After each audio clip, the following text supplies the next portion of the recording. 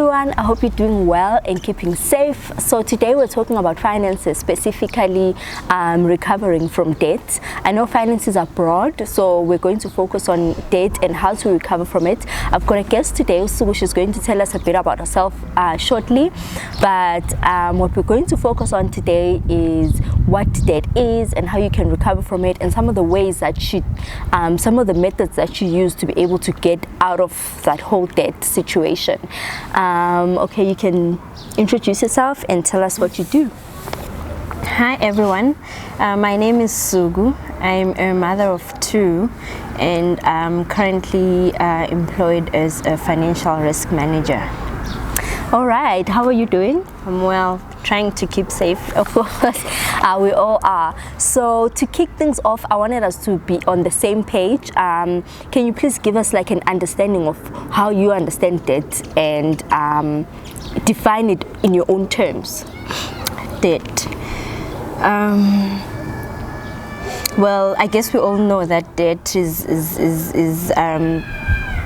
a state of owing some money to creditors, and I think mostly when I think about debt, I think it's owing large sums of money, whether good or bad, so that are assisting you to live your daily life.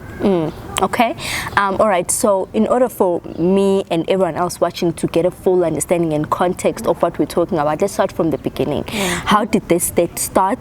When did it start accumulating?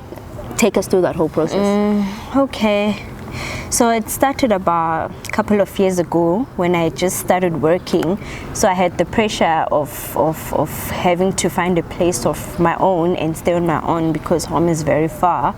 So I think that's how mainly my debt started accumulating, because I needed to have, obviously I wasn't getting paid that much, so I needed to have money for my rent. But when I moved in, I obviously had no furniture at all, because I just moved from my sister, so I had to get furniture, at least a couch, a fridge, a bed. So obviously I didn't have just cash lying around waiting to be used, so I ended up opening accounts on hire purchase. So I think that's mainly how I got into debt. And then I had a baby as well, that I was raising on my own. So because it was a bit difficult, sometimes I really had to depend on getting loans to make ends meet, basically. So I just want to make things as clear as possible, especially because I think a lot of us, by us I mean young people who are starting out in corporate, we don't know a lot of terms that people that have experience use. Like you mentioned hire purchase. Could you please just explain what hire purchase means? Okay, so hire purchase is when you take furniture, whatever it is, from stores on account, but then now it's called hire purchase because the interest is so much more, is a lot more. So it's normally from 20% going up. So if you find that these days some stores offer lay-bys and hire purchase. So if you are able to get a lay-by, if you are able to get the things in 3 to 6 months, it's better than going hire purchase. If you can avoid hire purchase at all costs, unless you absolutely have to, so try to save up your money and then do the 3-month or 6-month lay-by. Some stores do like the 6-month and then give you 6-month interest free. So maybe do that as opposed to just going in 2 years paying for something. I'm very interested in knowing how did you learn that you were in debt, because I don't know if you get an SMS to notify you that you are now in debt, or a phone call. I don't know what happened. So I'm interested in knowing how did you learn that you're in debt? How did you realize this? Okay, so as soon as you start opening these accounts, you know that you're in debt. I think the biggest problem comes when you're not able to pay all of them every month, and that's when the SMSs and the calls start coming. So once the SMSs and phone calls start coming, then you know you're in big trouble, because you have been defaulting on your payments, and that's a problem for your credit score. That's a problem for the credit bureau in your name. So I think because I started defaulting on many of my payments because I had so many other things, I had so many commitments. The SMSs came, and when the SMSs came, I knew I was in big trouble. Okay. Yeah. Okay, so do you know what I thought? I thought that how it works is they maybe this is a little naive, but I thought they let you be for maybe a couple of months and then they send like a summons or something, because if I'm seeing, I suppose that's how people are let it get bigger and bigger, because you keep ignoring the SMSs and the phone calls and you block them, and obviously they get more and more upset and it gets realer and realer. So the lesson is, don't ignore the SMSs, don't ignore the phone calls. Now you started receiving the phone calls and the SMSs. How, like, what was the next step? Did you now call them back to make arrangements, or like what was the next step after that? Well, I was still pretty young then, so I didn't know a lot of the options that are available for people who are drowning in debt. So thankfully my older sister told me about the debt review process. And so I started my application for debt review, and then it was granted to me. And then the good thing about this process is that you don't have to go to your creditors and have a conversation with them and ask them if you can make arrangements. The people who are doing the debt review for you do all those things for you, so they have the conversations for you. They discuss and they come to agreements with your creditors on your new payment terms and the term of the payments and stuff like that. And then so all you have to do is just keep to it. So, and the other good thing is that because they look at your income against expenses, they're able to really work out a good deal for you, you know. So it really reduces the pressure in your expenses at the end of the month. So I think that's what helped me going through a debt review process at that time. Okay, so of course I can imagine that was quite tough. The process of going through debt review and the being in debt to begin with, that obviously must have been quite tough. And I can imagine that there are certain sacrifices that you needed to make in order for you to be able to keep paying the new arranged amount. So did you make any sacrifices? I'm assuming, but were there any sacrifices that you had to make sure that you're able to meet the agreed amount every month? Yeah, there are quite a few that I had to make. I believe if in that situation you always have to make sacrifices, because that's just the way it is, because you get into that situation because you're neglecting some other things. So obviously now with the arranged amounts that I had to pay for my debt review process, I had a car then, thankfully, but I only used my car to go to work from home and back and vice versa. That was it. Well, in church on Sundays, I think. But then I ended up having to miss a lot of family functions, and which was not appreciated. But I really could not drive to, I don't know, Vosloorus, for example, because I just did not have the petrol to do that. So everything of mine, every cent, you know when they say every cent counts, every cent counted. So if I put aside 1,200 for petrol, I had to make sure that I use 1,200 for petrol. So I didn't have the luxury of doing this and this and that. Obviously, I ended up losing a lot of friends because I couldn't go out with my friends. Every time someone had something going on, I couldn't go because obviously my petrol issue. So it's things like that, and sacrifices also that included buying clothes or what kind of food I ate and stuff like that. So I basically lived on the most basic life you could ever live, you know, just so I could survive. All I knew was that I needed to make my payment as I'd committed to. And I'm just thinking that surely it wasn't. I mean, of course, the friends, you lose friends, you gain some later in the future, and events come and go every now and again. You can always catch the next one. Yeah. But then with family, family is I assume it's the tricky part, because I don't know, it can be quite tricky to explain to your mom or your dad or auntie or whatever, to say, I'm not able to make the monthly contributions anymore because I've got to pay 1, 2, 3, and 3, 1, 2, 3, and 4. Yeah. So how are you able to navigate that? Sure, that was really difficult, because they didn't understand the extent of the situation. Well, I'm talking about this because our parents don't work, so they depend on us, to support them and stuff.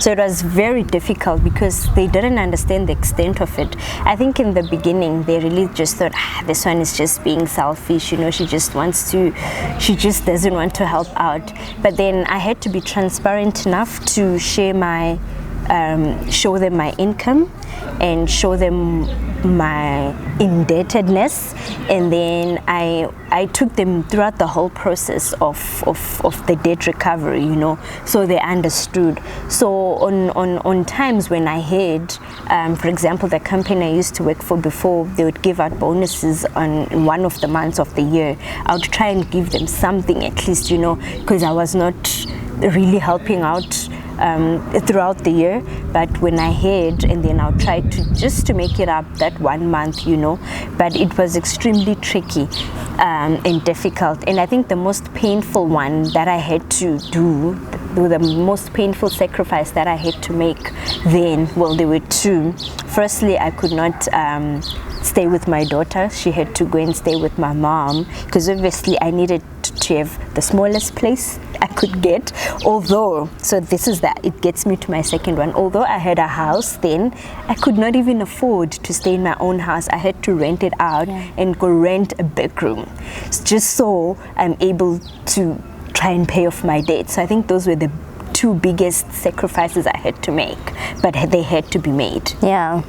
In order for, in order for the goal to be attained. And I think a point that I want to stress while we're still on the sacrificing talk is that most young people, my age group, and younger, especially younger, I think we haven't gotten to a point where, some of us haven't gotten to a point where we understand the sacrificing that needs to happen when you want to achieve a certain goal. You've established that you've learned a lot from this whole journey. There's so many things that you learned throughout the years.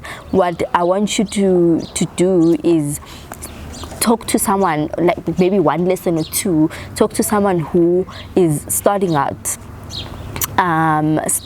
This person is no longer a student, so they're now working full-time. They've been employed permanently at a certain job, and they're getting a monthly income which they never used to get. So they used to get allowances and student funds and and now they're getting their own salary, and maybe they need to move out, maybe they don't, but they're starting out, and so they need to now learn how to adapt in terms of finances. They need to now learn how to manage their finances and purchase things accordingly and wisely. What would you say to someone like that? Wow. I would say, firstly, if you don't really need to move out at that point, don't. Instead, if you still have a stable place that you can stay at, your parents' house, if it's close enough to work and all, if you can, maybe take a couple of months and start buying your furniture and start making preparations for when you actually move out, because it becomes easier when you have the stuff already and you just have to focus on the rent or on the bond payment or whatever it is. What I did was that I did not save at all. I thought, but I don't have 1,000 rands to save. I didn't think it was I didn't see a point in saving 100 rands. I thought, but I can't save 10% of my income. I can't save 20% of my income. But in all honesty, if you don't have a house of your own, you are able to save something, so start saving as early as possible. And it's worse for you guys now, because now there's Instagram and you have to keep up. At least when I was in my 20s, Insta wasn't really there. There was Facebook, and Facebook is not as stressful as Insta, you know.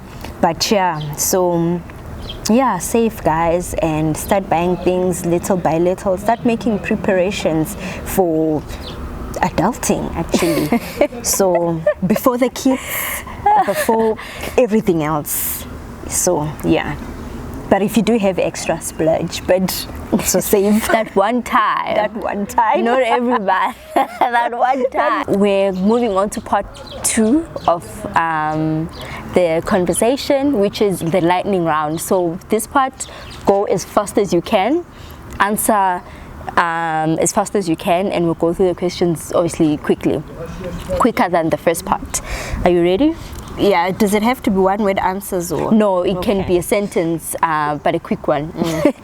Okay, so first thing, what is an assumption, one assumption that young people make about debt? That they can't live without.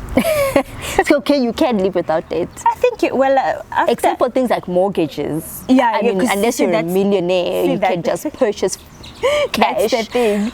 But the real things like mortgages and like cars, maybe. But most definitely, I think you can. What is a tool that you use today that helps you manage your finances better? Well, I registered with ClearScore, so I'm constantly, every month, they'll send an email to say your credit report is available this month. So I make sure that I check it every day. I make sure that I keep my long-term and short-term debt in check. And yeah, I just make sure that my score is where it's supposed to be. Do you prefer structure, or do you just go with the flow? Structure. Structure. Write down a budget. I write down a budget and I really try and follow it. And I think I do. Yeah. Definitely structure. Yeah. So what is the one step to consider when starting a debt-free journey? That it's not going to be easy. It's not going to be short, but it's going to be worth it at the end. And yeah, it's not going to be easy, it's not going to be short. You're going to have to make sacrifices. Everything's wrong with that sentence with this generation. There's everything wrong with that sentence. Okay, so what is a resource that helped educate you about money management in the past? I would have to say it was the debt review process, because they helped me manage my debt more effectively. Okay, so do you prefer a financial advisor or online resources? Both.